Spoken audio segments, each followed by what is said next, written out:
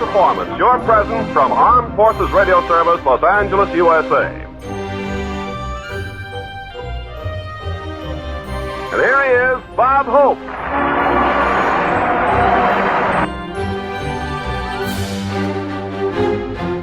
How do you do, ladies and gentlemen? This is Bob, Christmas Command Hope.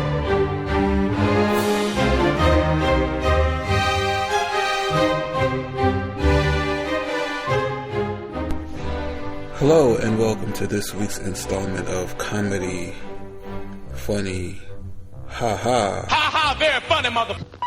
This week we are having a rather long podcast post.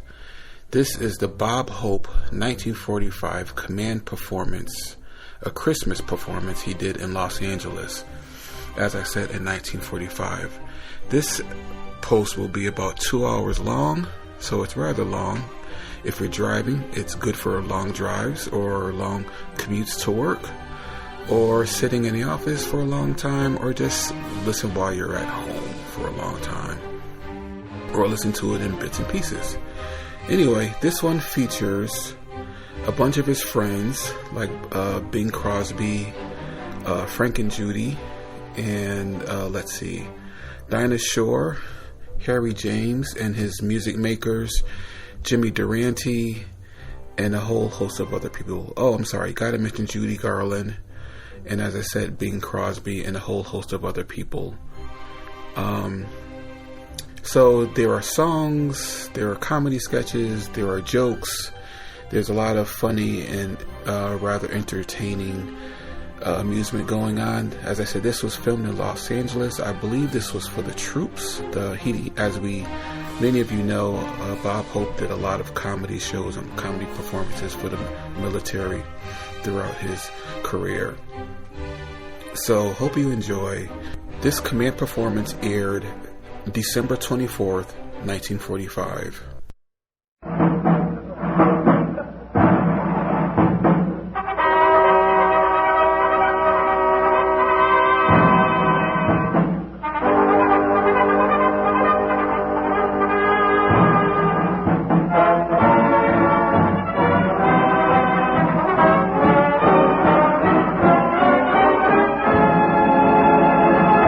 Performance USA, the greatest entertainers in America, as requested by you, the men and women in the United States Armed Forces throughout the world. Command Performance, presented this week and every week till you're back from over there.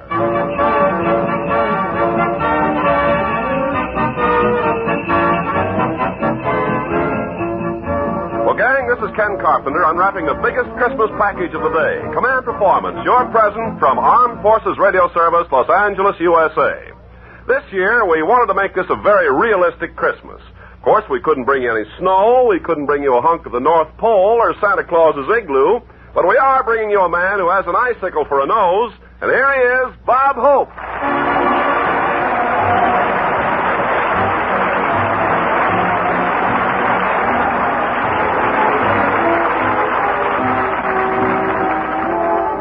How do you do, ladies and gentlemen? This is Bob, Christmas Command Hope, telling all you occupation troops that are wearing iron lids, how are you going to get enough points to come back when it's Crosby who keeps having kids?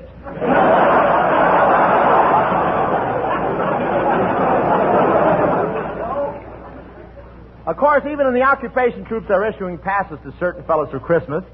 Issuing passes to certain fellows for Christmas. That's an Army expression meaning eeny, meeny, miny, there ain't no mo. But back home, we're having our first peacetime Christmas in 4 years, and you should see the mobs at the stores. I went up to one woman and I said, "Isn't it wonderful to do Christmas shopping now that all the fighting has stopped?" But she didn't answer me. How can you talk with all your teeth knocked out? I went out to do a little shopping myself, and you should have seen the mobs of people. The streets were so crowded, my suspenders broke, and I walked 6 blocks before my pants fell down.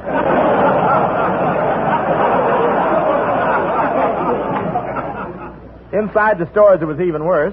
Boy, was it crowded. I never saw so many shopping bags, and there were some pretty girls, too. I went up...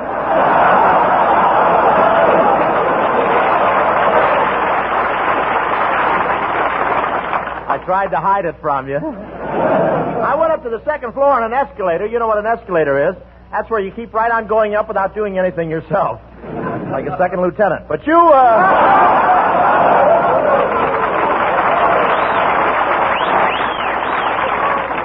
But you should have seen that second floor. The whole crowd moved in the same direction. Whether you liked it or not, you bought a silk nightgown. And on me, it looked good. There was such a mob, I climbed up on a counter to get some air, and before I could climb down, I was sold for $1.98. There was quite a fight going on one counter. They had just one pair of beautiful silk underwear shorts for sale, and a general had hold of one end with both hands, and the civilian was pulling on the other. Just then a private walked in and saluted. He should be out of the guardhouse by 1954. But the big hit this Christmas in 1945 is the new cars. A lot of these auto companies have been working on airplanes, and they're still a little confused. In fact, one car has a new speedometer. When it hits 60, a red light flashes. When it hits 75, a bell rings.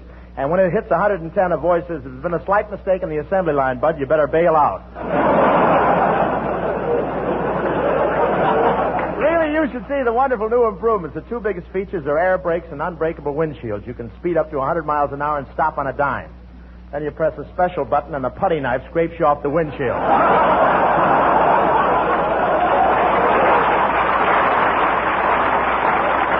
Everything is automatic. In fact, this year you press a button that presses a button. But the best thing in the new cars is a special horn. When you pass a brunette, it plays good, good, good. When you pass a blonde, it plays that's for me. And when you pass a redhead, it stops and you play.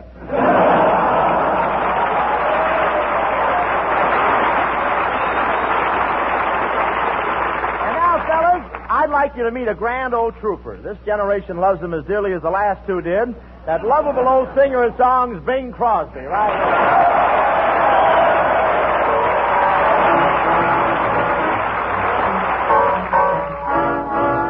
Do you hear that whistle down the line?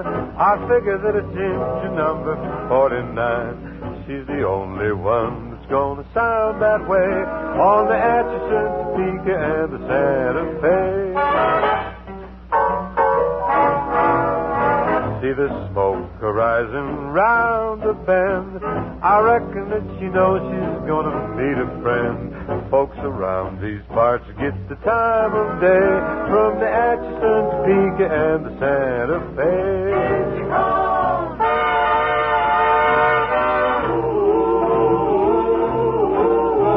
Hey, Jim, you better get out the rig.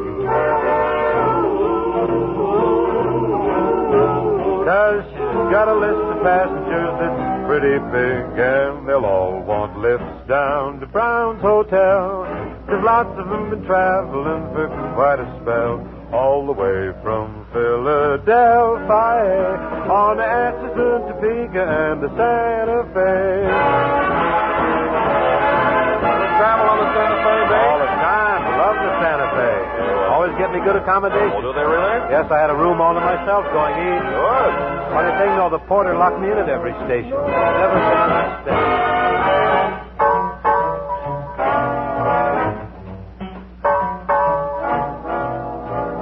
Hear that whistle down the line. I figure that it's engine number 49.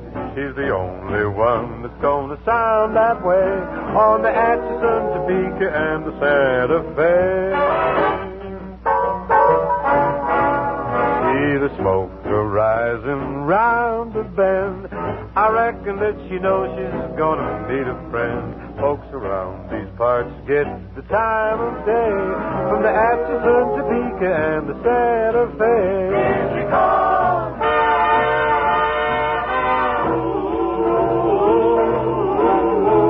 Hey, Jim, you better get out the rig.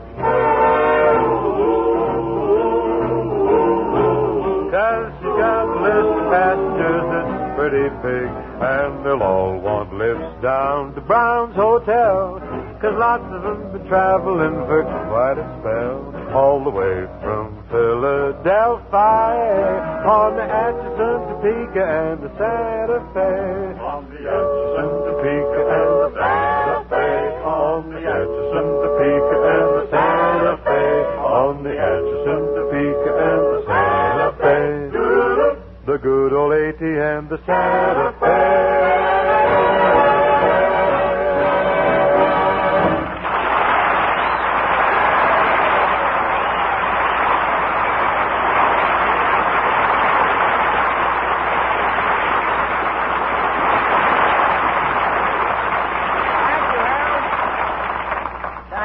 Well, I'm sure that was thoroughly enjoyed. By all limited servicemen with broken hearing devices. Oh, you're very sweet, Prong Puss. Very sweet. Listen, Bing, in case you haven't heard, I'm having a big Christmas party tonight. Free? What kind of a shindig is it going to You be? haven't got any more of that Gonzaga stuff. What kind of a shindig? This kid's going to come up with many a lull here tonight. Where are you? What'd you say, Daddy? What kind of a shindig? Well, it's, wait till I see the shins. But I tell you, I was thinking of making it sort of a costume party. Yeah? What do you think? I think you're ready. You're ready. What do you... Don't you go any further. Tell me, what do you think that I should come as? Why don't you come as a man with hair? Oh, no. Are you kidding, Bing? I think you have a capital dome. Matter of fact, I noticed a little growth of fuzz there this afternoon. Is that nice? It's that new octane.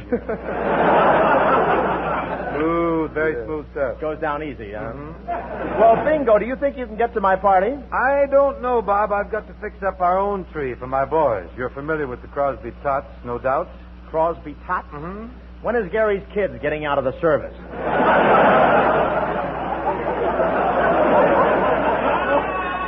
You want me to talk about... Thought you'd never make it, old boy.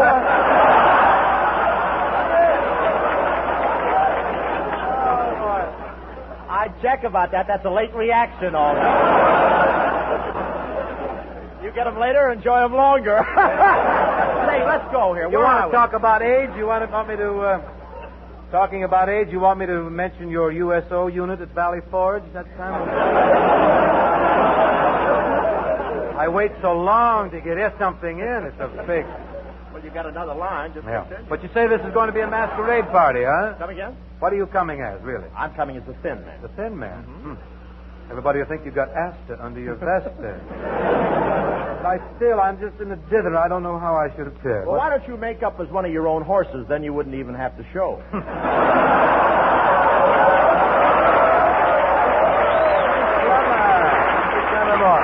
You could just come as a pot of glue or something. Oh, that's it. Well, if I do make it come to your party, I suppose you'll expect some expensive trinket or bauble or something. Oh, don't let that worry you, Bing. You didn't last year. You must be jesting. You don't remember my gift? Oh, yes, very snappy. A mother-of-pearl button hook. I haven't worn shoes like that since my junior prom at Vassar. Bob, my dear boy, that wasn't for your shoes. I thought you could use it to take a hitch in your stays. Look who's talking, a flesh dumpling. Merry Christmas, Bing. Well, Dinah Shore.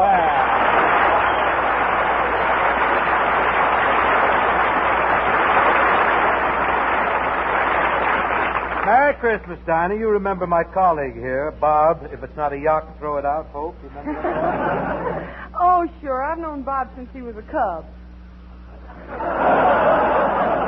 That's not fair, Dinah. Haven't I always been platonic with you? Oh, sure. Platonic. That's Hope language. But what did I do with those etchings again? Are you going to Bob's party? Yes, Bing, I am. As a matter of fact, Bob suggested we have a progressive party. You know, at my house we have the hors d'oeuvres, turkey, cranberry sauce, dressing, vegetables, dessert, coffee, and brandy. And then we all go over to Bob's house. What's for, the burp?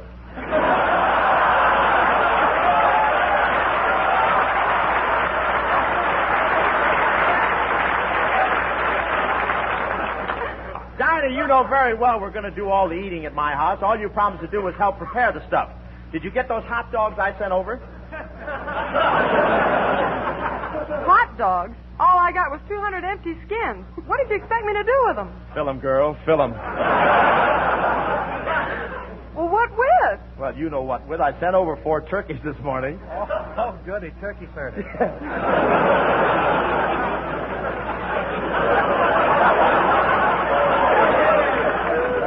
Turkey furters, by the way.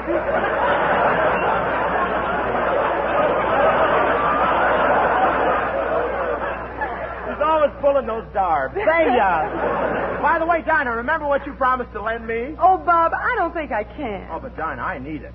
Well, Hey, Bob, Dinah might be wearing it herself. stay out of this, Blub. You know, Dinah, what I like about it is that it so little holds so much. Yes, it does. And it makes it so firm. Oh, all right, Bob. I'll lend you my ice cream freezer. Swell. Now, well, you'll have to excuse me now. I've got to type up a big list of presents, I expect. So I'll see you at the party, Dinah. And how about you, Bing? You in? Oh, I don't know, Bob. I did have a previous engagement. Oh, you don't have to keep it this year. They can get another baritone in that Salvation Army quartet. Oh, but the pennies sound so nice. Turkey further. Those pennies sound so nice when they hit my tambourine. I'll think it over, Bob. Meanwhile, there's a Shore special dangling under the mistletoe. From the top, please. And this Dinah? You got it, Bing.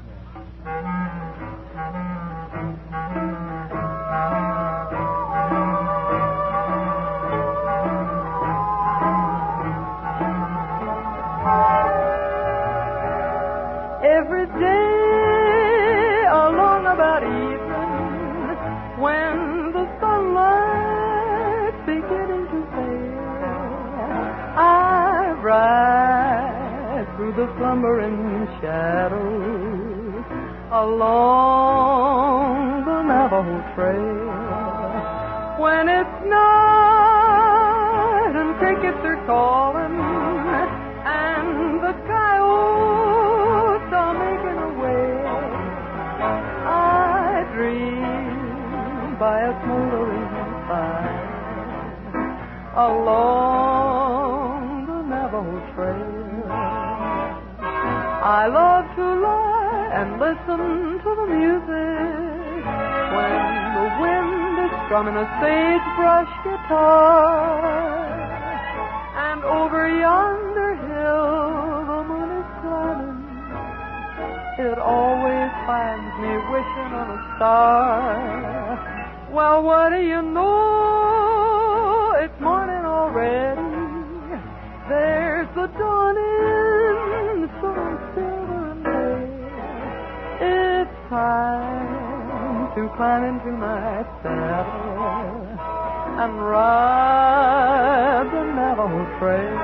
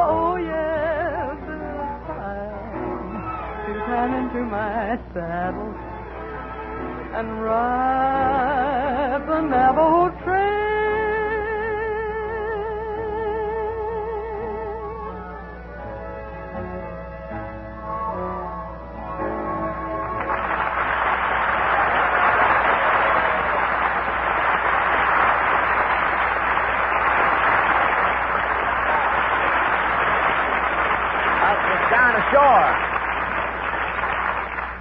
It's an ill wind that blows nobody good, but here's a good wind that blows nobody ill. The little boy with the blue horn, Mr. Harry James, right here.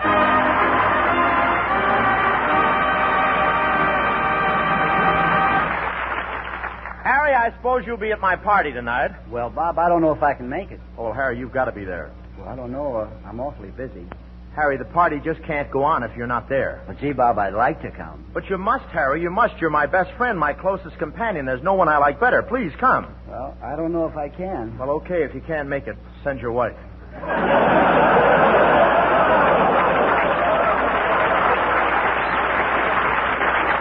Well, believe me, Bob, I'll try and make your party, but right now I have to answer a request to command performance.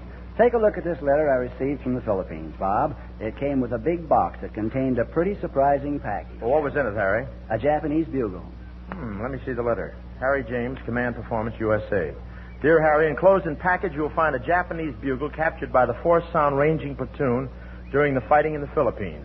6 of our unit, accompanied by Filipino guerrillas, were alone in Japanese-infested territory. We were attacked about 3 o'clock in the morning, but drove the nips off, and Corporal C.E. Fowler grabbed the bugle as a souvenir. This little skirmish on a lonely hill in the Philippines did not make headlines, but was very important to us. Corporal Fowler sends this bugle to you, hoping in return you will sound taps for the Japs on their own bugle.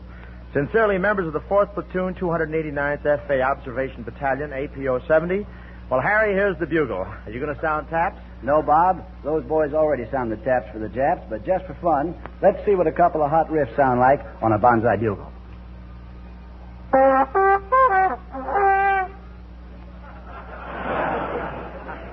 Harry, send it to Benny Goodman. Maybe it's a clarinet.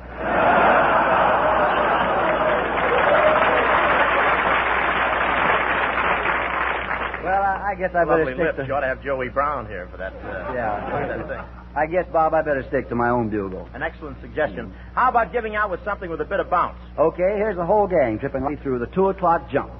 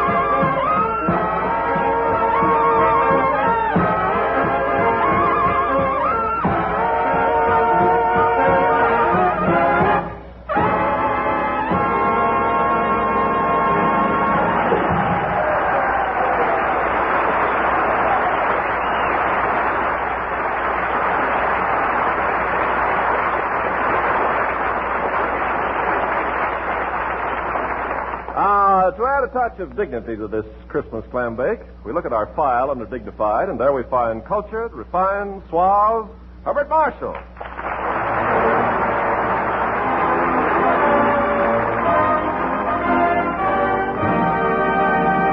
Thank you, Ken, my boy. It was nice of you to ask me over, but I'm in a bit of a hurry. I'm invited to Bob Hope's party again this year.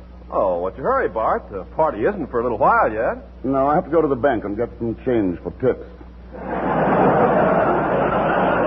By the way, Ken, who is going to be at the party this year? Oh, people of great importance. Betty Davis, Luella Parsons, Humphrey Bogart, Lauren Bacall, a lot of people. How do you like that? He left that umbriago. Jimmy Durante!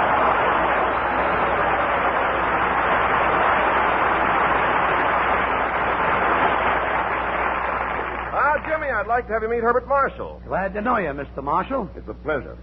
The happenstance of this fortuitous meeting shall be added to my collection of appreciative enjoyment. Sometimes I wish I could speak a foreign language.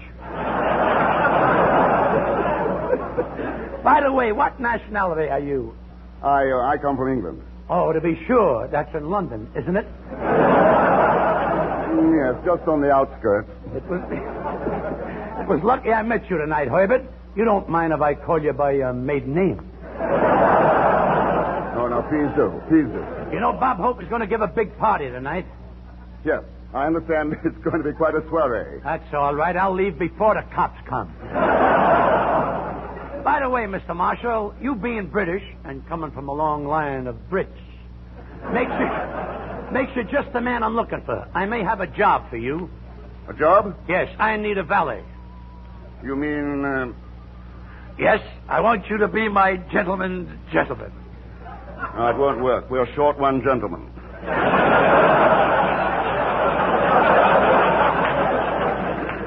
Ushers, stand erect. Add a little class to the joint.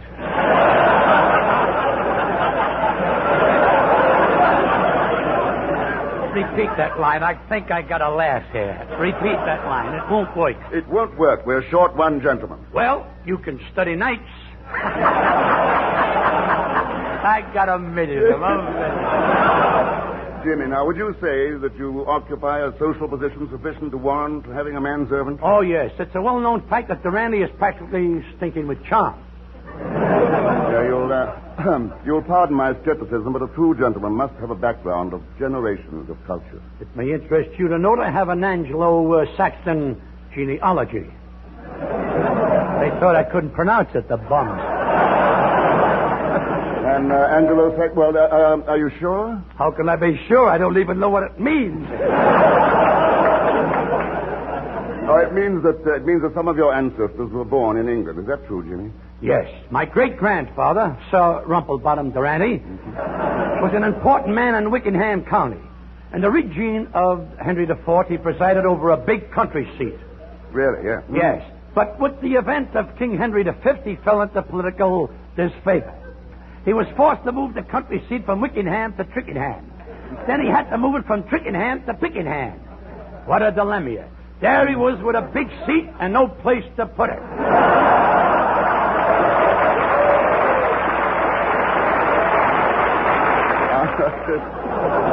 You know, Jimmy, your mentioning the names of those English townships brings back memories of my young manhood. Many is the afternoon we young fellows used to go out hunting quail. Just a minute. Did you say quail?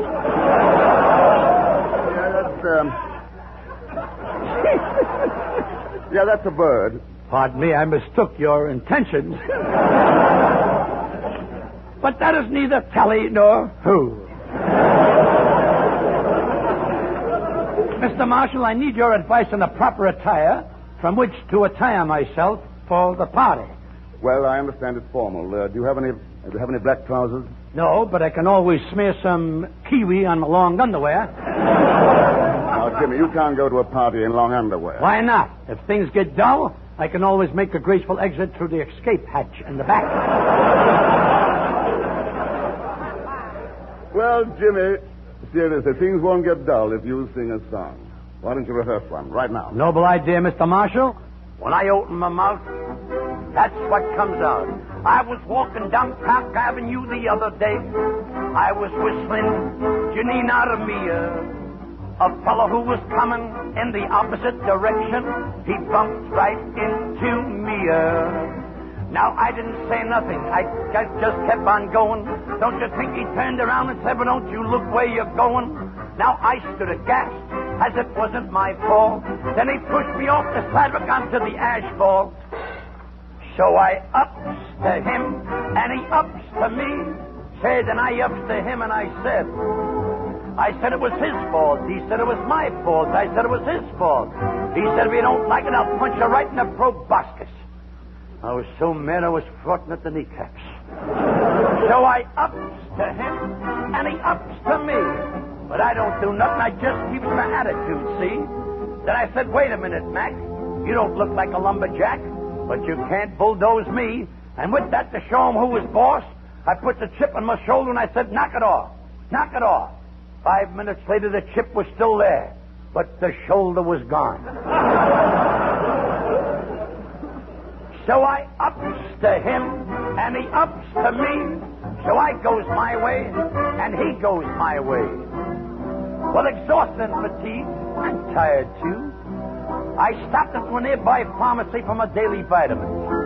I was munching vitamins A, B, C, and D, and was getting down to E, F, G, and H, when I feels a tap on my shoulder and a voice saying, have one on me, partner. Thinking it was the same chump, I whirls around as quick as a flash. I ups to him, when I finds myself face to face with a Westerner, a tough hombre. So I stops up to him and I says, pardon me, stranger, a stone got in my shoe. You needn't start cussing. I haven't done anything to you. Recognizing the drawl in my voice, he asked me where I hails from. And when I said Bar Z Ranch, Phoenix, Tombstone, Arizona, he hits me with his leather boot, blackens my eye, knocks me down, picks me up, knocks me down, picks me up. But I kept smiling through it all. I had a smile. He had his fist in my mouth.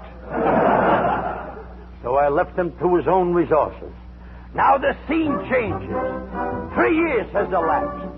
I've grown a perfect toupee and I've prospered. I'm laying on the beach at Waikiki, just a millionaire on the loose, when I feel someone tickle me on the schnoz and a voice singing a lot carouse. It was I remember you. It was I remember you. Why, you're the fella with the big feller. I remember. After 3 years, who comes back to torment me? Knocked the shoulder off McNulty. So I ups to him, and he ups to me. So I goes my way, and he goes the way of all flesh.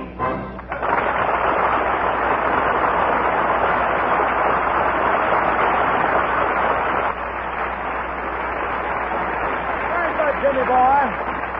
Very nice. I know some of you men are lucky enough to be stationed where you can have a big Christmas tree decorating your mess hall. And I only wish this next little thrush had a nest in each one of those trees. Here she is, Miss Jenny Sims.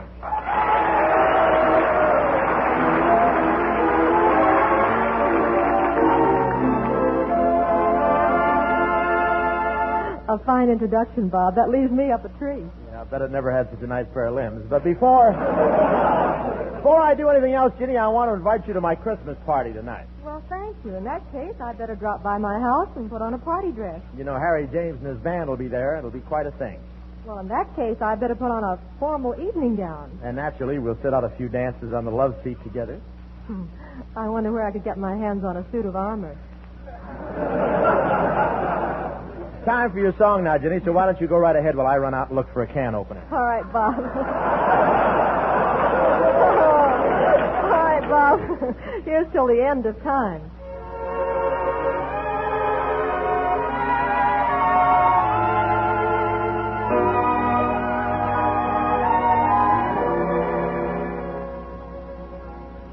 Till the end of time, long as stars are in the blue, long as there's a string of birds to sing, I'll go on loving you. Till the end of time, long as roses bloom in May, my love for you will grow deeper with every passing day, till the wells run dry and each mountain disappears. I'll be there for you to care for you through laughter and through tears. So take my heart in sweet surrender and tenderly say that I'm the one you love and live for till the end of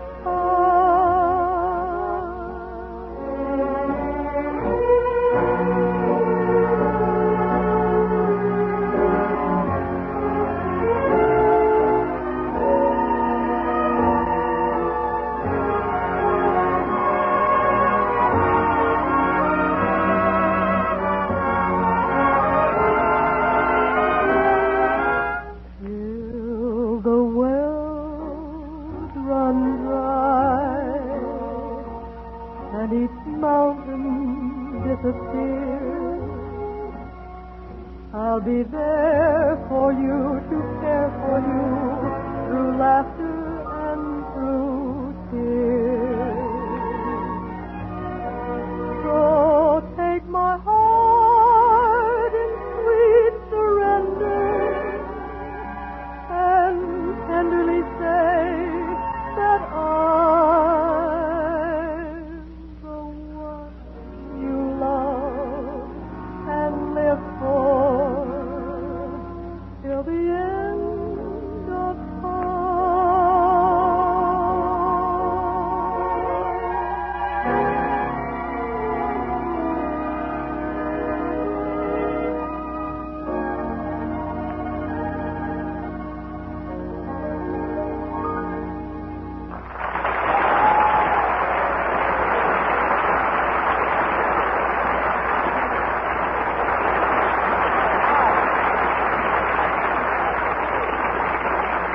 Thank you, Jenny.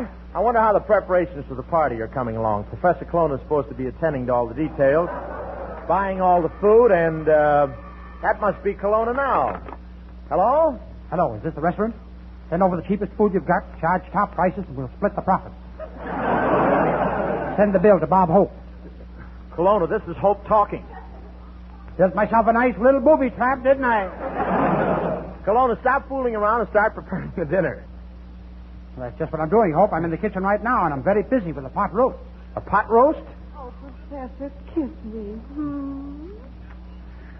One of the prettier pots.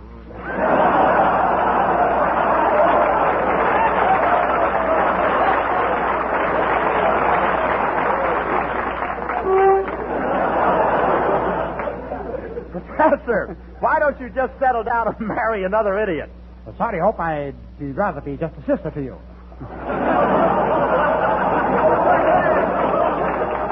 Colonna, haven't you prepared any refreshments for the party? I certainly hope. I just got a bucket of Pepsi-Cola from a cow.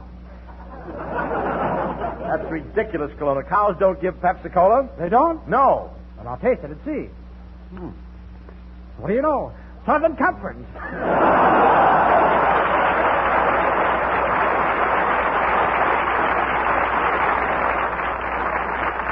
Now, man, here's one of your salad favorites, an AFRS regular fella who not only writes great songs, but sings them, too, after a fashion. Preferably an old fashion. Anyway, aided and abetted by the Pied Pipers, here's Johnny Mercer singing Camptown Races right here.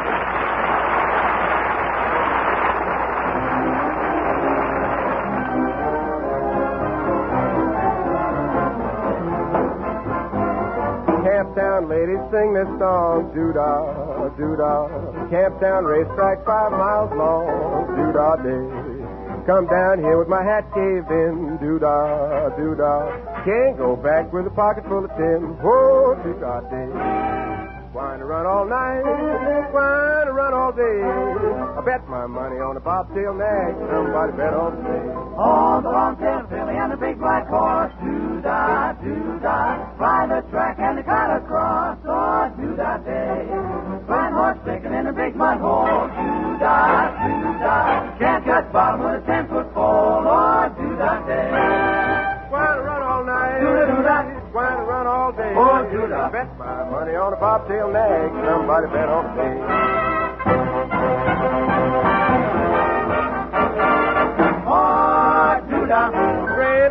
filled with a happy crowd. What-do-da? Hey, the clothes ain't fast, but the show is loud. What-do-da? Every high-born lady wears a fancy lid. Sports all hollering, oh, you kid. If you ain't made a wager, time you did. They're at the port. There goes the gun. They're on. What-do-da? Hey, bobtails leading that quarter mile. What-do-da? But look at that babe's got a lot of style. What-do-da? Yes, now they're starting on the homeward trek. Looks like everybody's gonna collect. It's a photograph finish neck and neck. All those campers, all those happy faces sure had a wonderful time.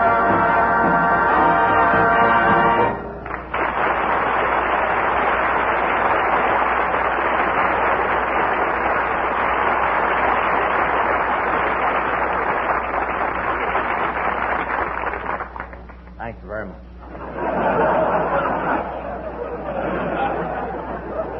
Smoke if you like, thanks. Hey, John, that was swell. How would you like to do an encore? Well, I'd like it fine, Bob, but I only had one other song prepared. Atchison, Topeka, and the Santa Fe, and that's already been done by your Mr. Crosby. Well, don't give them to me, John, not even for Christmas. But that reminds me, Johnny, you're coming to my party tonight, aren't you? Well, yes, Bob. I made a little money on my last song. I guess I can afford it. Johnny, you sound more like Crosby every minute. That is when you talk. Somebody mentioned my name? What's the difference? You'd have come over anyway. He has to be in the middle of everything. That's what I get for giving him lines in our last picture. Now. You be a nice boy, or I'll make you call me Mr. Bergen instead of just plain Edgar.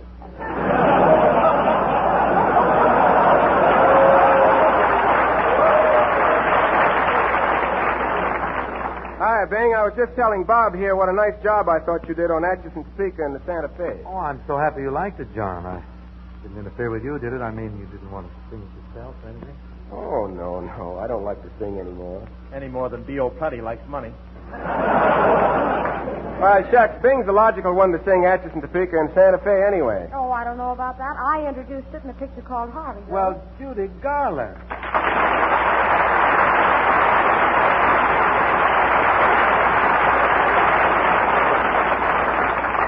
Hello, Judy. Did you want to sing Atchison, Topeka, and Santa Fe tonight? Yes, I wanted to sing Atchison, Topeka, and Santa Fe tonight, too. Well, gosh, Judy, I'm sorry I sang Atchison, Topeka, and Santa Fe first. I don't know about you folks, but I wish I was on the Atchison, Topeka, and the Santa Fe. Throw myself in.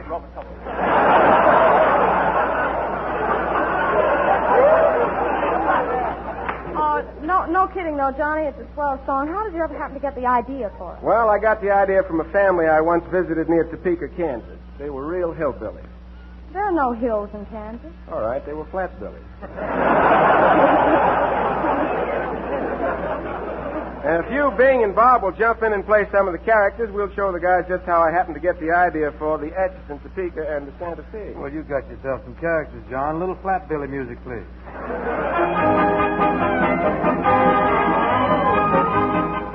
And now let's look in on the poor but crummy shack of the lazy but shiftless Hawkins family. Johnny, oldest and dirtiest Hawkins, is being wooed by Judy Holcomb, member of a rival clan. As the scene opens, Johnny has spied his pappy coming across the clearing. Hey, you better get. Here comes Pappy across the clearing riding on his donkey. Which is your pappy? The one with the long ears.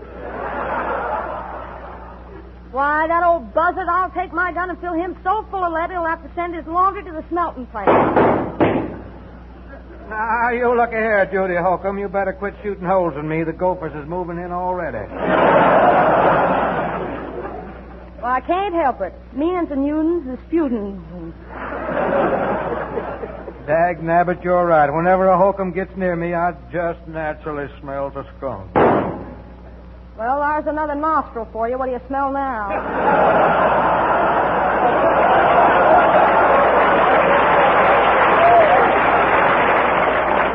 Oh, Pappy, why must us and them ones have to be fighting all the time? How come all this feud never done got started? Well, it's this way, son. My great-great-great-great-grandpa run away with Judy's great-great-great-great-grandpa's wife. When did this happen? Yesterday.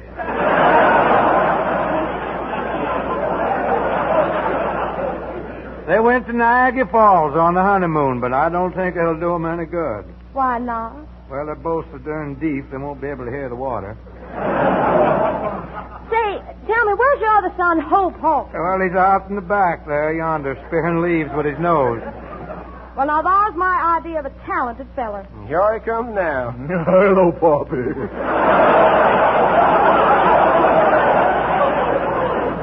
Hello, son.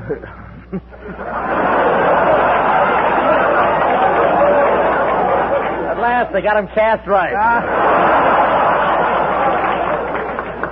Continue.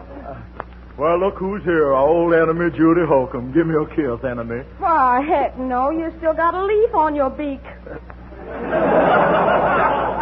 Gosh, you sure look pretty, Judy. You're so romantic looking, you got my heart a-thumping like a hound dog's leg in scratching season. Well, I kind of hate to admit it, but you got mine a-thumping, too. How about you and me-uns getting hitched? Well, I don't know. Do you really love me, or did you just want someone to shoo the flies off you? Well, I guess it's a little of both. What do you say? Well, I'd say okay. Pappy, I'm going to give Judy a ring. Is that all right? Well, now, it would be it ain't. Nobody's going to put nothing in my girl's nose. But she wants to marry up with me, John. How come, Judy? I thought she was sweet on me. Well, what makes you think so? Well, every night we used to sit out in the moonlight and hold toes. Well, Hope's got just as many toes as you have. I got more. Now, look here, Judy girl. You got to make up your mind right away. If I forget about our feud, which one of my sons do you want to marry? Well, Hope, I guess. But first, I'd like to know how old he is. He's 18 years old. Paramount will love me for this. You see, I know he's 18-year-old because he takes a bath every year, and there's 19 rings around the tub. 19 rings? I thought you said he was 18. Well, I got to wash up once in a while.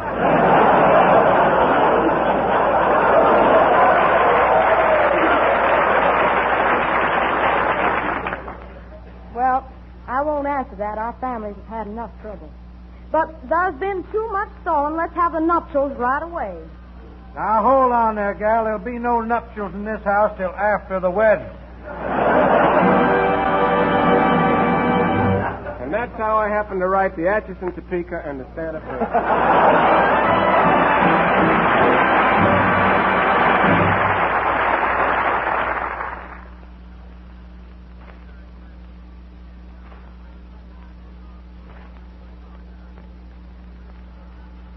Well, now that we've got that cleared up, here's Judy to sing a little something for you.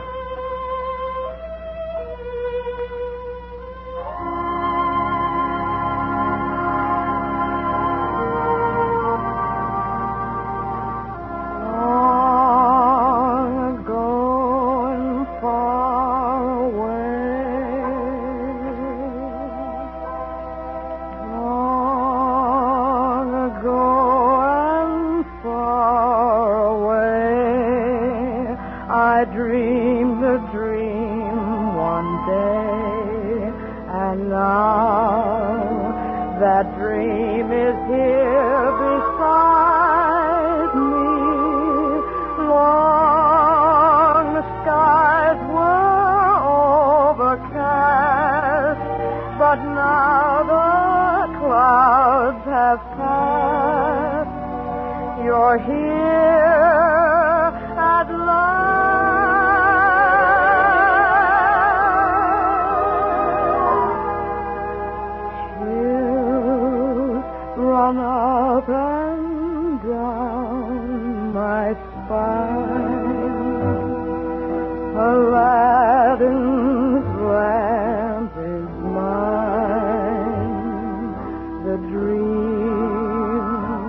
I dream.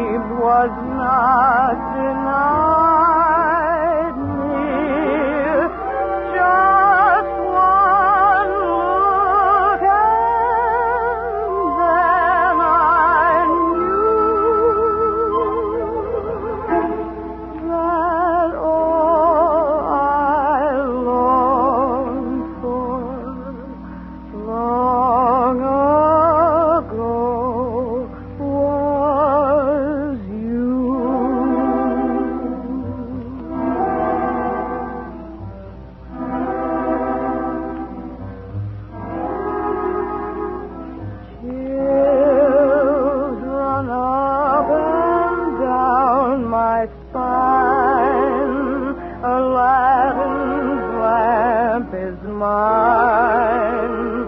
The dream I dreamed was not denied me. Just one look and then I knew that all I longed for long ago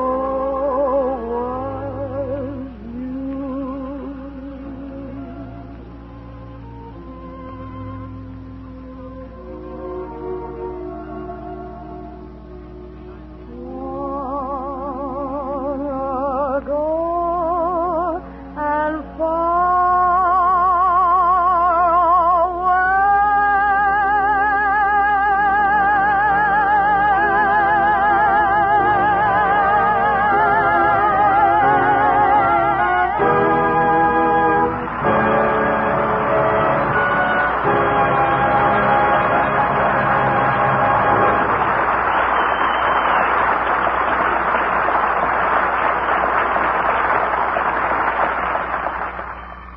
Hello? Hello, Hope. I'm calling from this phone booth to tell you that... And I've tried to get exactly... So now the only thing to do is... See?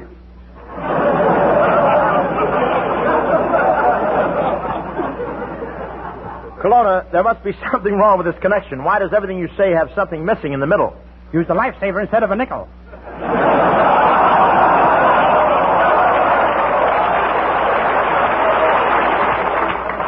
Kelowna, what did you call for, anyhow? Well, I wanted to know whether you'd like some nice fresh lobster for dinner.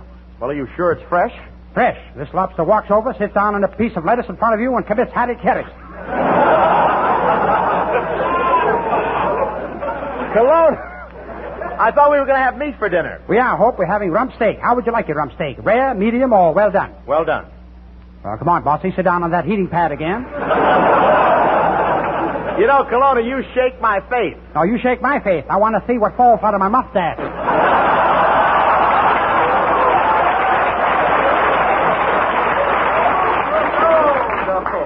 I can see right now that we're going to have a miserable dinner tonight. Oh, don't be silly, Hope. I just finished making a delicious soup. I put everything in the kitchen in it. What a great soup. Everything in the kitchen went into it. By the way, Hope, did I have a guy here helping me? Of course you had a guy there helping you. Well, I'll strain the soup and call you back.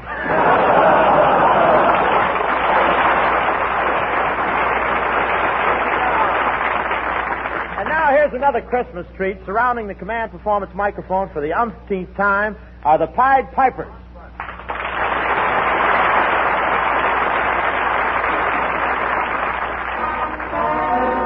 The Pied will sing Embracing with You with all 8 lungs going at once.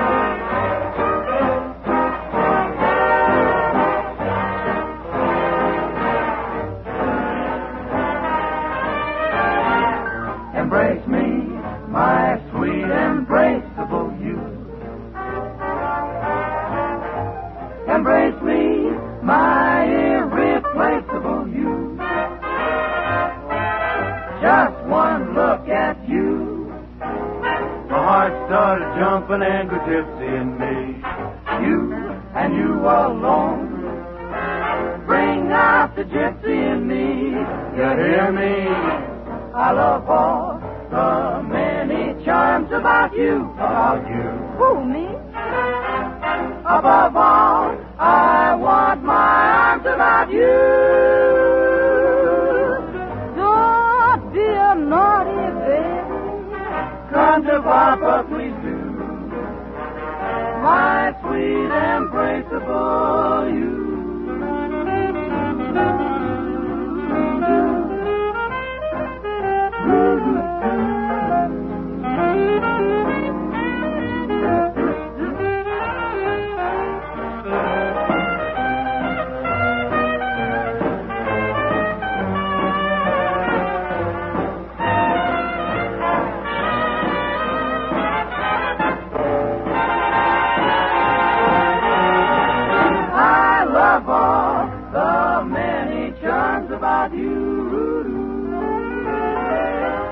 Above all, I want my arms about you. Don't drag me, don't be a bring down, Mama. Get yourself home. My sweet embrace trouble you.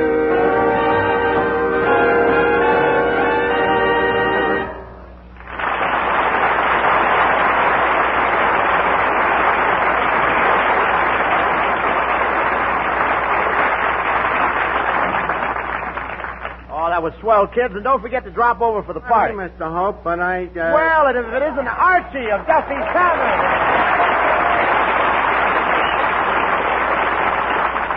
Mr. Hope, I heard you throwing a Christmas party, so I says to myself, I says, Archie, why don't you help Hope out and get him some talent? And not just plain first-rate talent, you know. Better than that? Second-rate. So you want to get me some entertainment for my party, eh, Archie? Yeah, for an allotment, of course. You know, you ain't talking to no bum. We live and learn. Yeah. Now, I can get you a certain person who is in great demand at parties. Oh, you can? Well, who is he? I can get you Bing Crosby.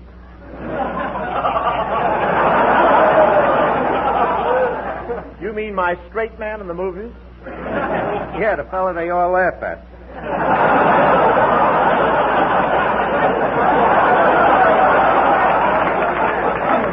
The guy is a very good singer, you know. Quite a career this Crosby's had. You know, he studied for 8 years before he found out he couldn't sing, and by that time he was too famous to quit.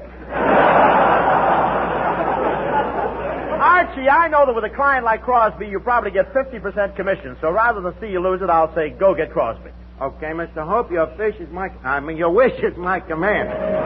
Excuse me while I repair to his dressing room. Knock. Come in. Oh, my dear Archie, it's so good to see you. May I tell you, it warms the cockles of this old wandering troubadour's ticker to find himself in the comforting presence of such an estimable character as yourself. Crosby, you pop out syllables like they were sons.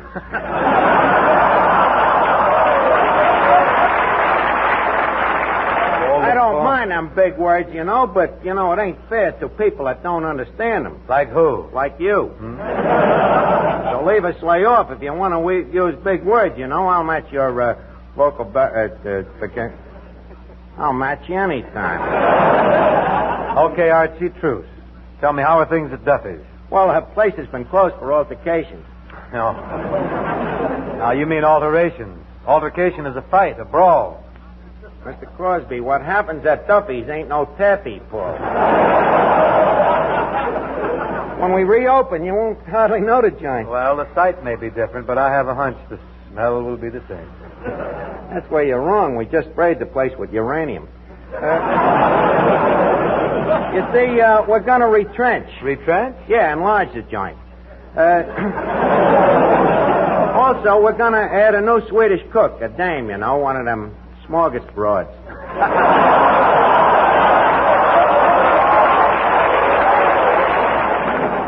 Archie, what did you come to see me about, really? Well, it's like this. Bob Hope and me was talking about how many people get by on the radio without no talent, you know, and somehow or other your name came up. I'm honored. Well, anyways, that's what started the argument. What argument? About who's better, you or Sinatra, you see. So Hope says, look, Archie, sometimes Bing ain't as good as Frankie, and sometimes Frankie is better than Bing.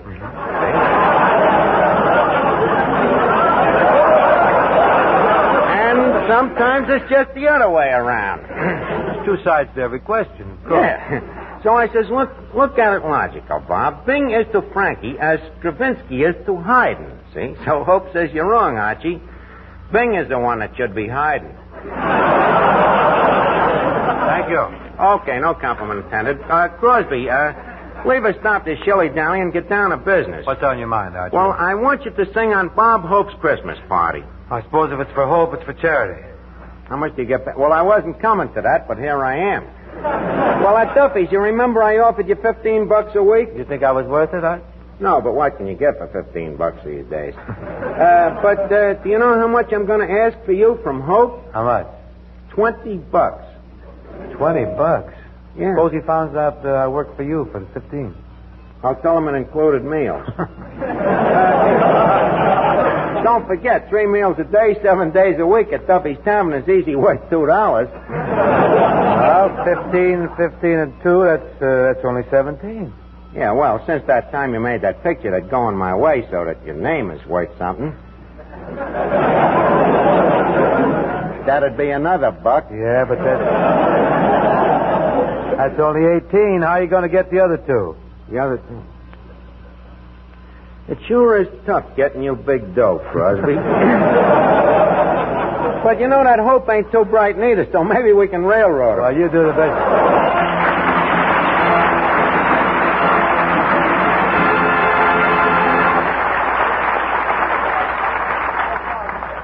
You were just grand. I saw you. Say, most of you used to look forward to finding an orange in your stocking on Christmas morning. But instead of an orange today, we bring you a Florida peach, Miss Frances Langford. Right ahead.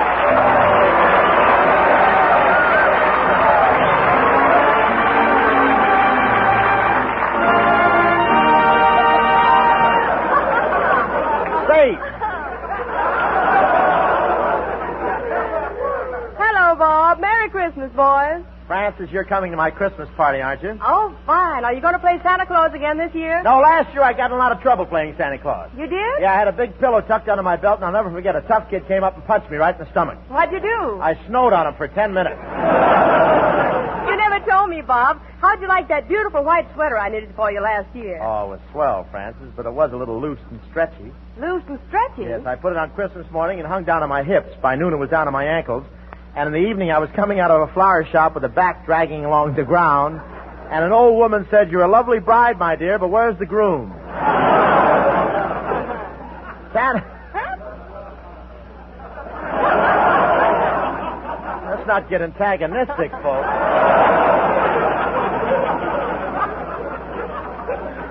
I told you we ought to break this thing up. Santa was pretty good to you last year, wasn't he, Francis? Oh, yes. Lots of people gave me expensive presents. And I got a gift from you, too, Bob. Oh, now. Now, wait a minute, Francis. That wasn't a cheap necklace I gave you. Those pearls looked exactly like the real thing. They were nice and white and shiny, weren't they? Yes, Bob. You certainly did a wonderful job of spraying Pepsodent on those BBs. Well, how about giving me a hint this year, Francis? Oh, I don't really need anything, Bob. I'm happy enough with these new nylon stockings. Oh, is that new parachute nylon the government released? Yes. In fact, these happen to be made from a parachute. Oh. Bob, stop looking for the ripcord. Just trying to win my wings. Well, taxi down the runway while I take off with the saw.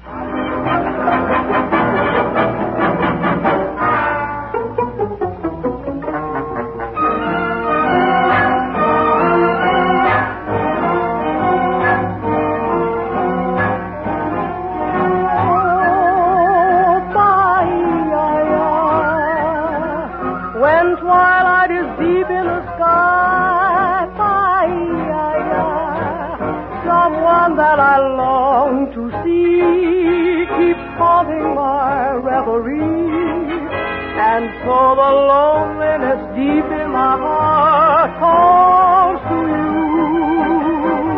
calls to you. I live in the memory of many dreams ago, when the stars were bright and you were mine alone. My love for you cannot die, though the oceans run dry, or heaven fall from the sky. Now you're gone, Bahia. Can you hear my lonely call?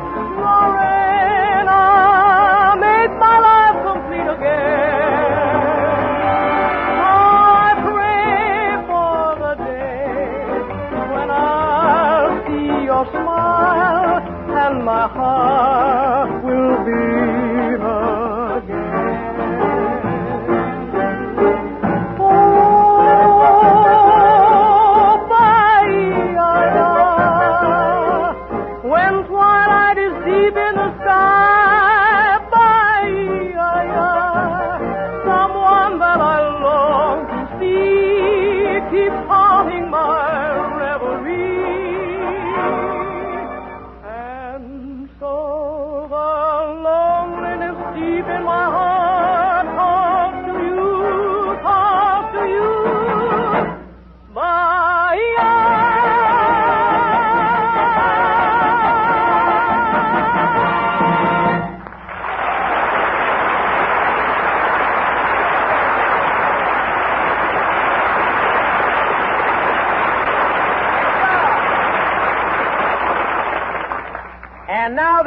Christmas command turns to... Pardon me, Bob, but I got to talk to you right away. Well, it's the professor from the College of Musical Knowledge, Kay Kaiser.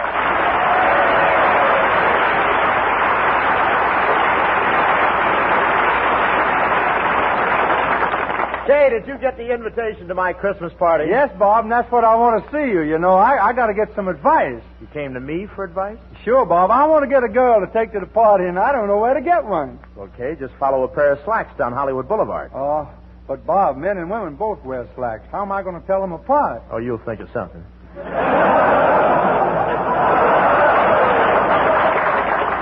Well, don't worry about girls. After all, you know what Kipling said. A woman is nothing but a rag, a bone, and a hank of hair. I know, but they're put together so nice.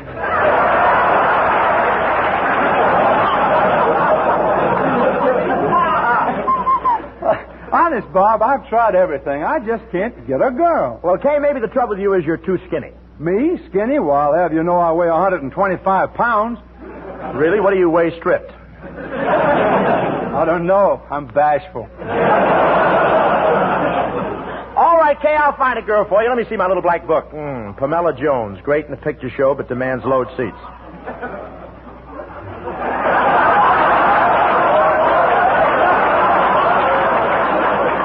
He used to be in my band. He's got to laugh. Yeah, it looks like he's one that wants to come back. That's the fella you paid, I guess. Yeah. Well, all right, Kay, I'll find a girl for you. Let me see my little black book. Now Don't laugh at me. I don't have a band, brother. Peggy Stafford, trained in Griffith Park. Oh, here's the one for you. Here's the one for you, Kay. A very refined and charming girl. You know, Boston family, high society. Oh, no use calling. Why not? This is Friday. She wrestles tonight.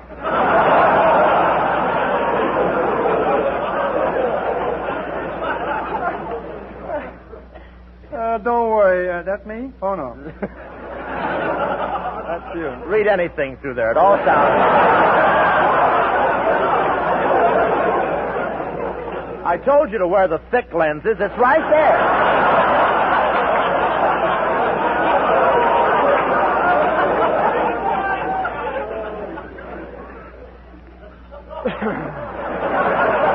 This is for this Christmas, you know.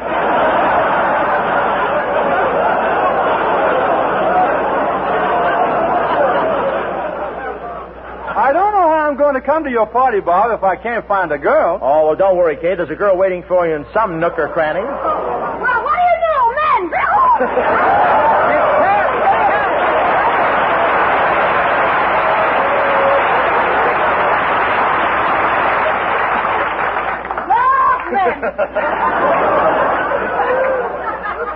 Well, there's one from the cranny.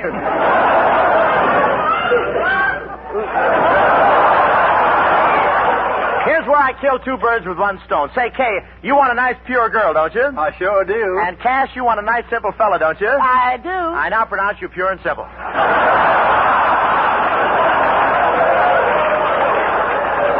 Oh, well, maybe we can still have fun. After all, beauty is only skin deep. Yeah. Who peeled you?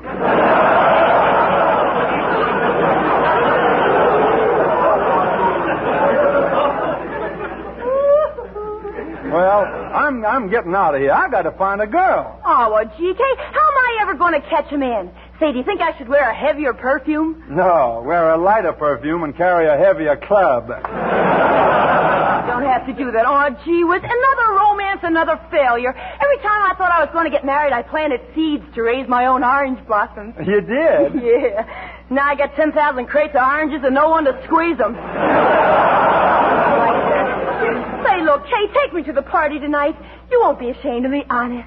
Look, I'll be all dressed up and wearing my low-cut gown with no back and no sleeves and no straps. A gown with no straps, no sleeves, no back? Oh, pray tell me, miss, what holds it up? The law of gravity? No. Laws of California.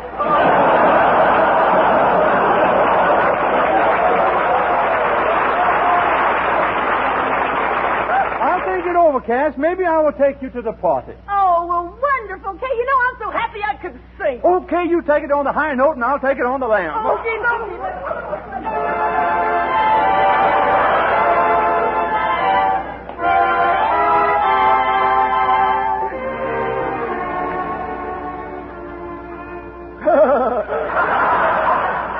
I realize that a beauty prize is something I never will take. I'm quite aware neither pills nor prayer can rectify nature's mistake. I guess I'm an also-ran. Me with my gorgeous Pam. Every time I try to get a man, he always gets away. Well, you can't blame a gal for trying. There was one who seemed to love me till I tried to name the day. Well, you can't blame a gal for trying. One guy almost married me the very night we met. Then he saw me in the daylight, and he ain't stopped running yet. I may never get a sucker for the broken down brunette, but you can't blame a gal for trying.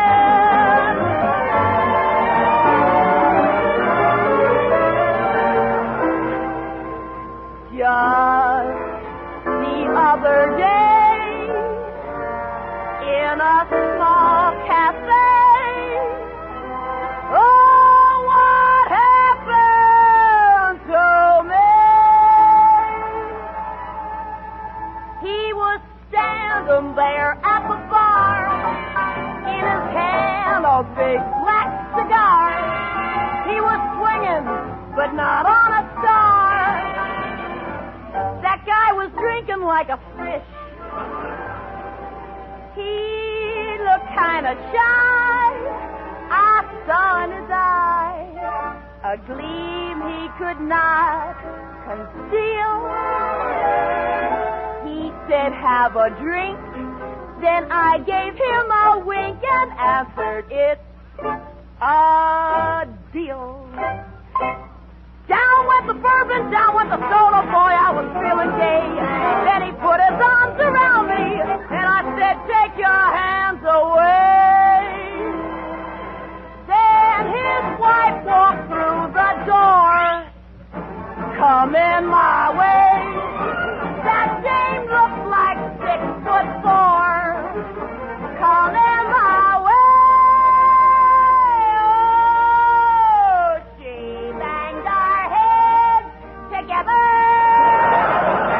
Oh, she was as tough as leather. It was Murder Jack. Boy, did she get rough. It was Murder Jack. He started throwing stuff.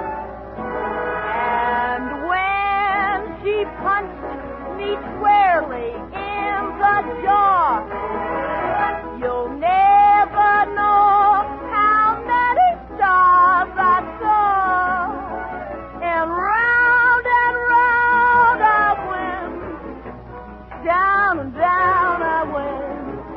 She stretched me out flat on the floor. Then she roared, I'm out of ammunition. She was bored, so she called an intermission. I got up from my flattened out position and I ran away.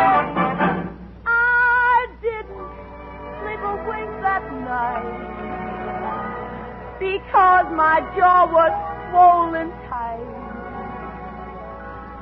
I had to call the doctor that morning to see if everything was still all right. And when he opened up my mouth that morning, he said, my dear, there's not a tooth inside. I'll never smile. My smiling days are through. I'm always making up my mind to stay away from them. But when I see someone wearing pants, I get the same old yam. I may wind up in another mess, but here I go again. Well, you can't blame a guy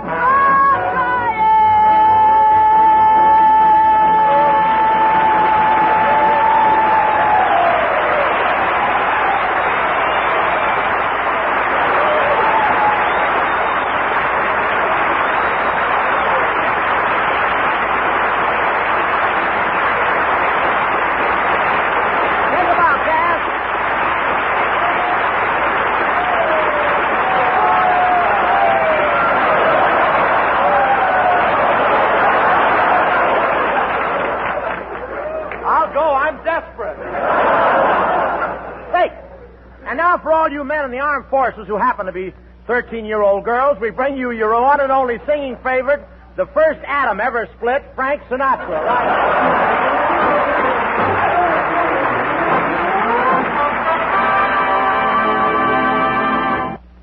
Lie down anywhere. Thank you. That's a very peachy introduction, Dad. Peachy? So only 13-year-old girls like me, huh? That's what I hear. All this stuff about 13-year-olds and me is just plain propaganda. I know one beautiful movie star who goes for me, and she isn't 13 either. Really? I didn't know Lassie cared. Well, she does. Yeah, come to think of it, Frank, why shouldn't Lassie love you? That's Sure. a great thrill for a dog, hearing a pile of bones sing.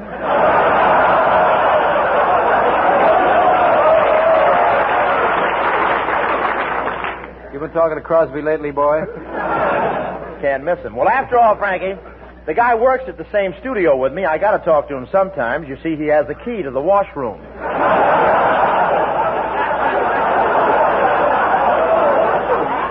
I thought Crosby was behind all this. Why does he insult me that way? Why, I wouldn't hurt a fly. Not even if you sat on one. Honest, Bob, I don't know why Bing should treat me like this. Why, I've never said anything but the nicest things about that fat old gentleman. Frankie, look, this is Christmas. The time of goodwill and brotherly love. You shouldn't call Bing a fat old gentleman. Well, he's fat, isn't he? Yes. He's old, isn't he? Yes. He's a See how wrong you are? What better time is there than Christmas to end all this petty squabbling? Well, what do you suggest, Bob? Well, why don't the two of you get it all out of your systems at once? Insult each other as hard as you can, and after that, you've got to become friends. Gee, that sounds wonderful. You mean I can say anything to him that I want? Sure. Oh, boy. Tie his hands and let's go, kid. Okay, I'll be the referee, and the guy who scores the most points gets the decision. Hey, Bing, step over here, will you? What are you two guys cooking up? As if I didn't know it was me. Well, Bing, the time has come to stop these silly arguments between you and Sinatra, so we're going to let you insult each other all you please one last time. Are you ready to rip into him, boy? I have been for years. Good, we'll get started. Ladies and gentlemen, we now present the battle of the century, a fight to the finish between no hair and no anything.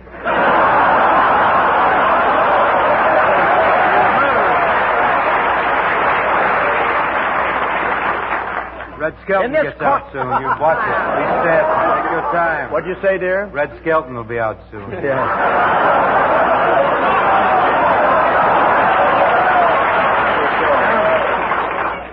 I hope when he gets out, you get some civilian clothes, too. You're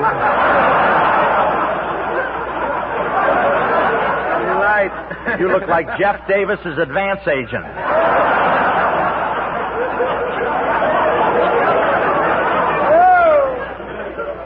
A millionaire dressed like a bum. Go ahead, let's start. Yes. He's a bum dressed like a millionaire.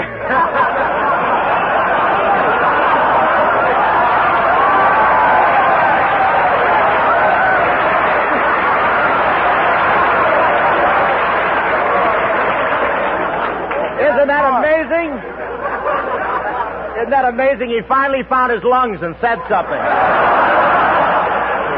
In this corner, a fight to the finish between no hair and no anything. In this corner, dynamic Frank Sinatra, weight 175.5 ounces. And over here, bulging Bing Crosby, right in the pink of young lardhood.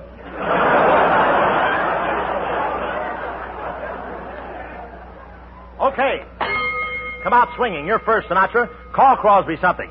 Well, Come on. Call him something. well, gee, there's so much to choose from. Can I call him anything? Sure, anything. Anything at all? That's right, sure. Call him the worst thing you can think of. Okay. Bing, you're a Bob Hope. That's what you Oh, I'll never be able to top that. Never in the world.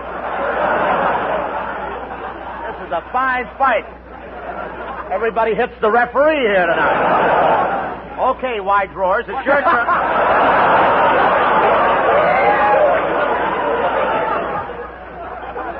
It's your turn to insult Bones. Okay. Well, let's see now. I'd like to come up with something that'll live for years. Even if the recipient won't. I think I have it. All right, let it go. Sinatra, you, sir, are so completely emaciated that you could stroll through an olive without even disturbing the pimento. End of round one. We find at this point that Crosby is leading by a nose. I'm glad you're not in this, Hope.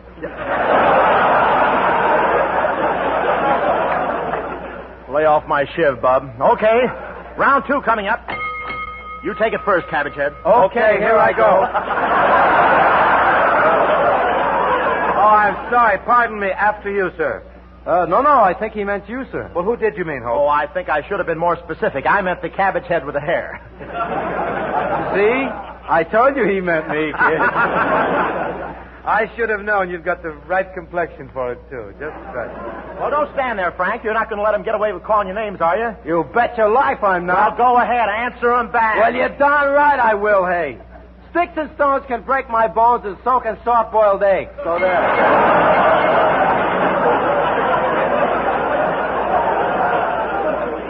Well, that ends it, folks. Command Performance has just brought you a battle between two great singers, Too Little and Too Late.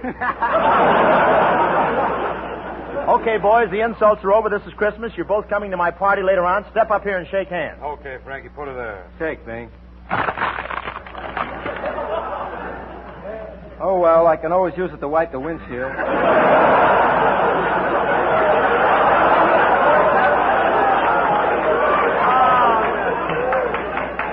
Just wrap it around the microphone, Frankie. You got to sing now. Yeah, Frankie, what are you going to sing that I couldn't do half as well?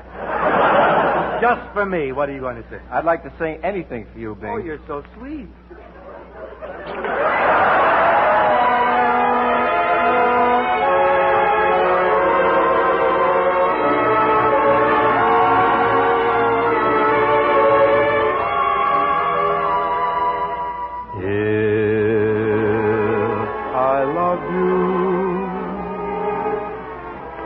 Time and again I would try to say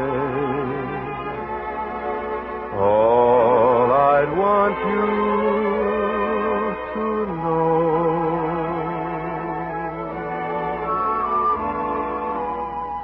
If I loved you, words wouldn't come in an easy way. Round in circles I go,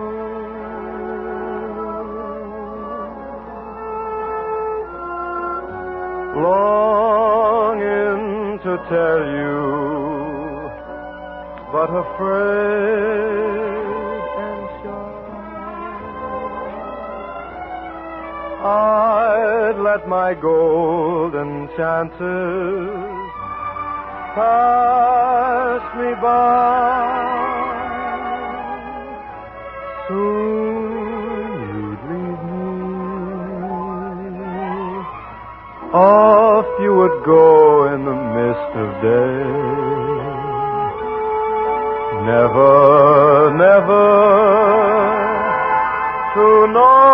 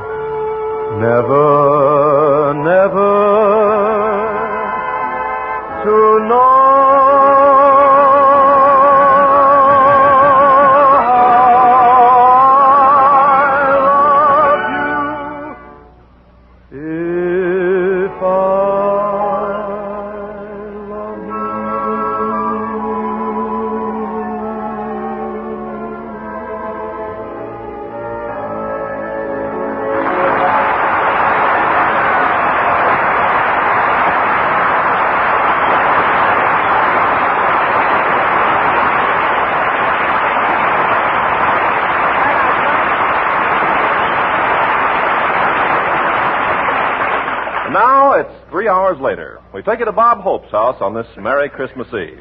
Yes, it's a great night for Bob. All his friends are there to help him celebrate. Everyone who loves him is at his house tonight. Let's look in on this scene of gaiety. For I'm a jolly good fellow. For I am a jolly good fellow. For I am a jolly good fellow, which nobody can deny.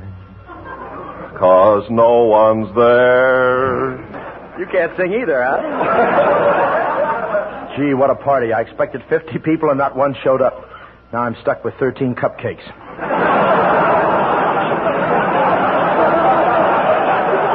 Gee, if only someone would show up. Anyone at all.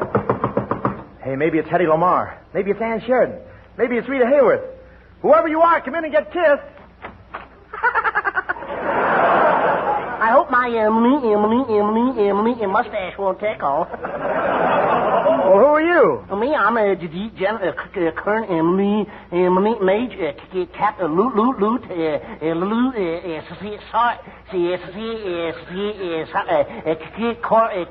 Private Sad Sack.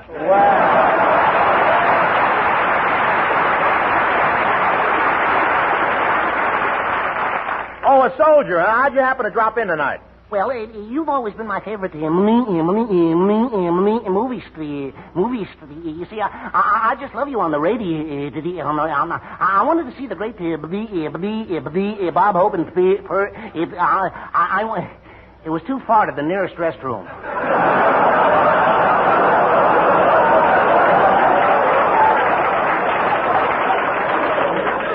Is that the only reason you came to my party? Well, frankly, no. I thought you might have some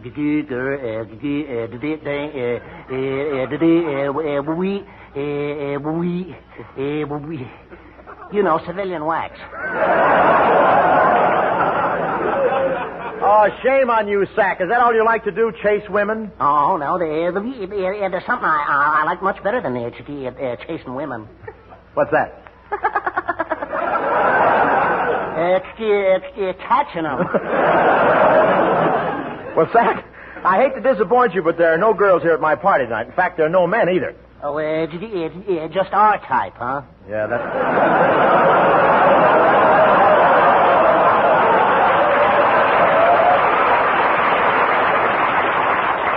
Yeah, that's the way it is, Sack. I invited a whole crowd and no one showed up. Gee, yeah, that's too bad. Yeah, and I fixed up a big spread, too. Look over there in the dining room. See that big table of food with the cute maid standing next to it? Yeah. Well, there's no use letting it go to waste. Why don't you go over and help yourself to anything you want? Don't you think she'll mind? Oh, that's okay. And to show you my heart's really in the right place, servicemen, half price. So long.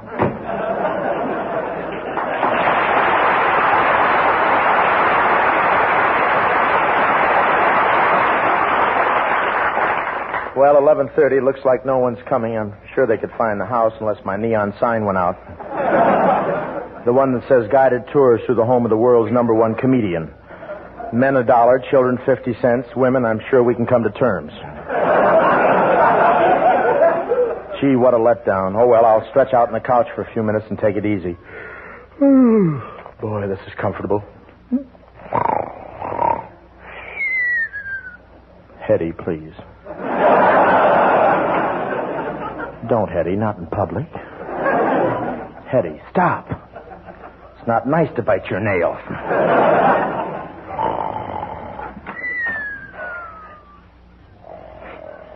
Gee, look, on the couch. Yes, it's Bob, fast asleep. Aw, isn't he cute, all curled up? Curled up is right. See, you'd think he'd get his nose straightened out, wouldn't you?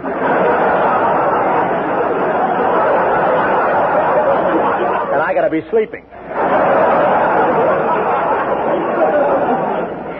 So that's what Bob looks like when he's asleep. Yeah, ghastly, isn't it? Oh, I don't know. He's kind of nice looking. Look at that square chin. And look at those square shoulders. Yeah, he's one of the biggest squares I ever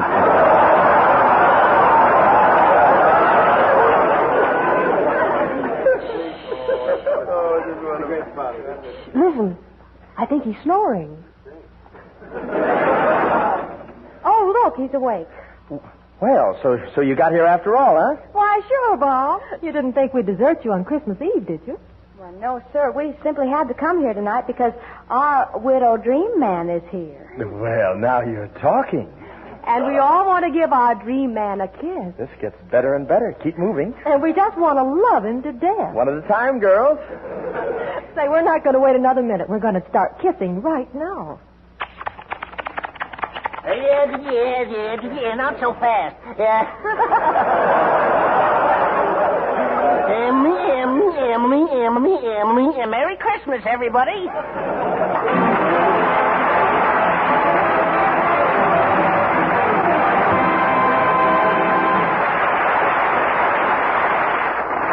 Now on the Christmassy note, here's the Bob Mitchell Boys Choir and Santa Claus is Coming to Town. Tis the night before Christmas and all through the house not a creature is stirring, not even a mouse. Better watch out, better not cry, better not pout, I'm telling you why. Santa Claus is coming to town. Making a list, checking it twice, gonna find out who's naughty and nice. Santa Claus is coming to town. He sees you when you're sleeping, he knows when you're awake. He knows if you've been bad or good, so be good for goodness sake. Oh, you better watch out, better not cry, better not pout, I'm telling you why. Santa Claus is coming to town. Have you been good as you could, as boys and girls all should? Who didn't mind and who has been kind, as any good youngster would? Better watch out, better not cry, better not pout, I'm telling you why. Santa Claus is coming to town. He's making a list, checking it twice, gonna find out who's naughty and nice. Santa Claus is coming to town. He sees you when you're sleeping, he knows when you're awake. He knows if you've been bad or good. So be good for goodness sake. Oh, you better watch out, better not cry, better not pout, I'm telling you why. Santa Claus is coming to town.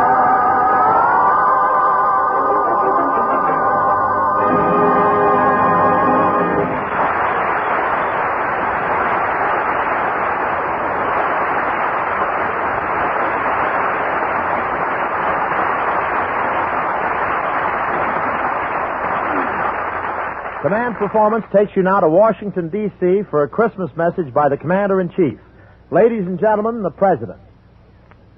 Men and women of the armed forces, it is with a heart filled with gratitude that I say Merry Christmas to you who have given this nation and all nations this first Christmas of peace in so many years. We are happy today because our hymns of thanksgiving are not mocked by the sound of gunfire. We are happy because we know that you are safe and will return to us when your duty ends. We are grateful that such Americans as you are representing the United States of America and all that it means with the other nations of the world.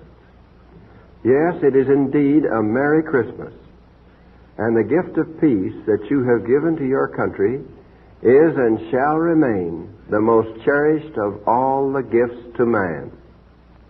It is not possible to repay a man for the years of his youth, or for his sacrifice of health, or for the loss of his buddies. But there is one thing the American people can and will give you.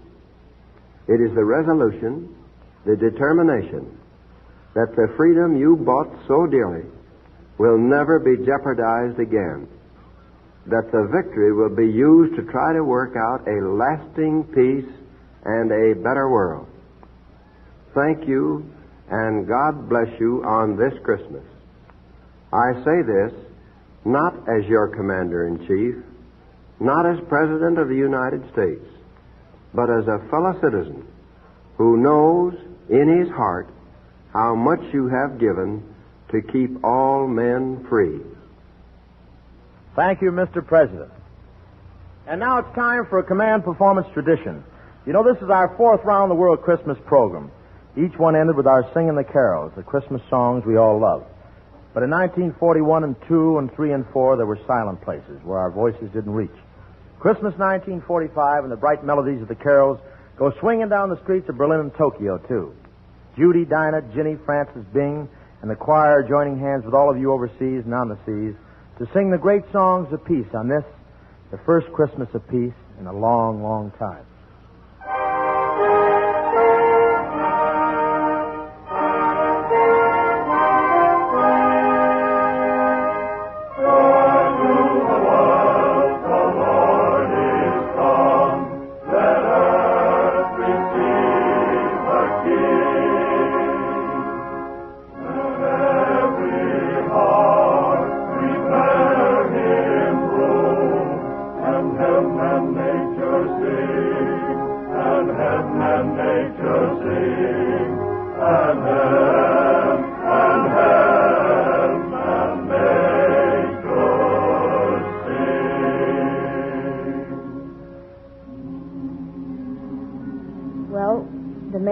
All connect now. Euclid Avenue and the Wilhelmstrasse, Broadway and the Ginza, Wilshire Boulevard and the jungle paths and airstrips of Africa and Asia and the islands of the sea. And so on this night when the Prince of Peace was born. All of us are joyful and triumphant. Francis? Oh, come, all ye faithful, joyful and triumphant.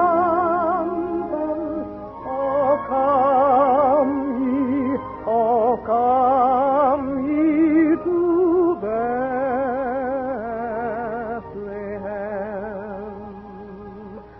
Come and behold him, born the King of angels.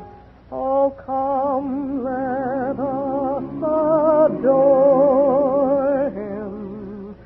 Come, let us adore him. Oh, come, let us adore him. Christ the Lord.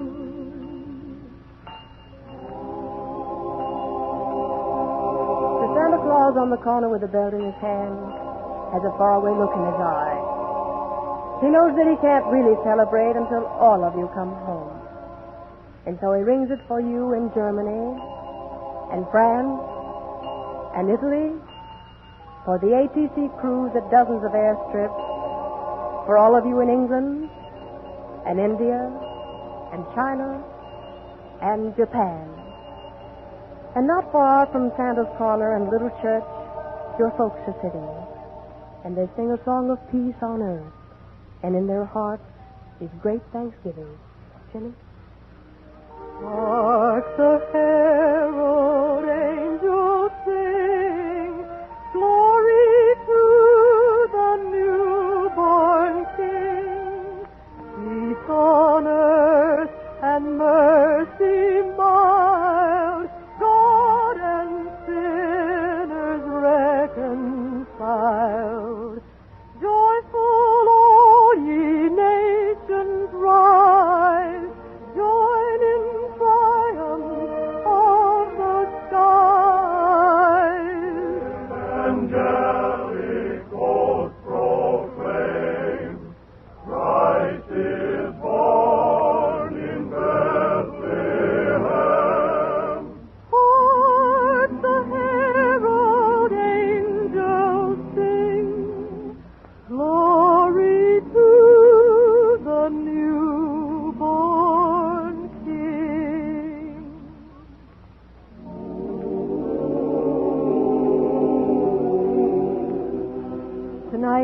cathedrals of the world, the freedom-loving people of the United Nations, citizens of Earth, are singing a song of liberty. They find strength and peace as they did in war by heralding again the moment 1945 years ago when a little child was born.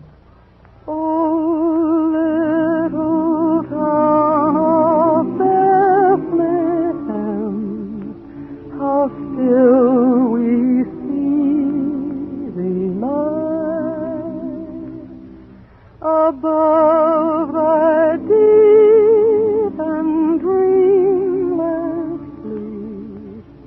The silent stars go by.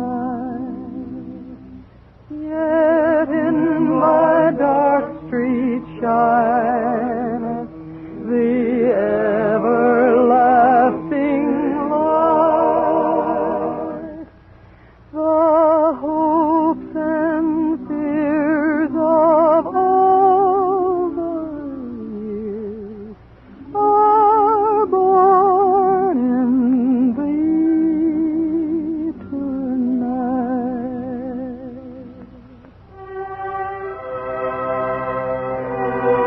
Hello, Okinawa, Australia, Guam, the Philippines. We'd like to wrap up all of home and send it to you.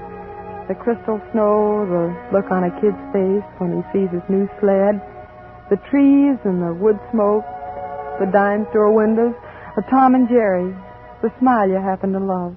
It all means Christmas. Judy? It came upon a midnight clear, that glorious song of old, from angels sending near the earth to touch their harps of gold.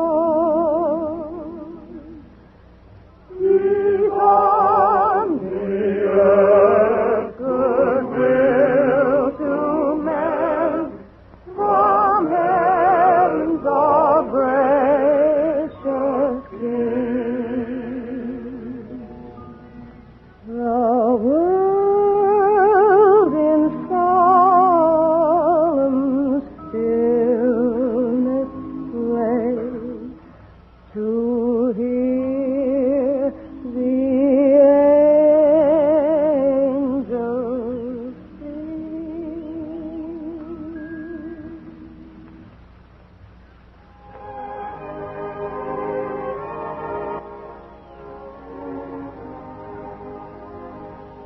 This is a happy Christmas, all right. It's a great Christmas. Next year, pray God, all of you will be singing this at your own fireplaces, around your own trees. This song that means so much to all of us. Silent night, holy night, all is calm, all is bright, round yon virgin, mother and child, holy infant, so tender and mild, sleep in heavenly peace, sleep in heavenly